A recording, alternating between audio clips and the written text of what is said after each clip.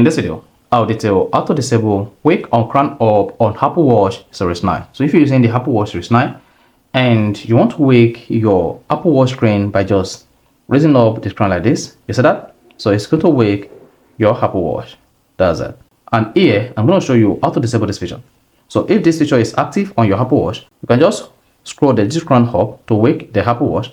But here, if you want to disable this feature, here are the steps you need to take. So if I don't know this video, if you found this video helpful and informative, please don't forget to like and subscribe. Now the first thing to do is press the digital crown once to go to the app screen. On the app screen, click on settings, then scroll down. Click on display and brightness, then scroll down. Just keep scrolling until you see wake on digital crown up or wake on crown up. Disable this.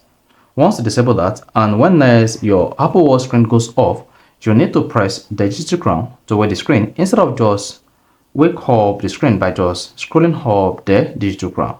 So that's it. So if you found this video helpful and informative, please don't forget to like and subscribe.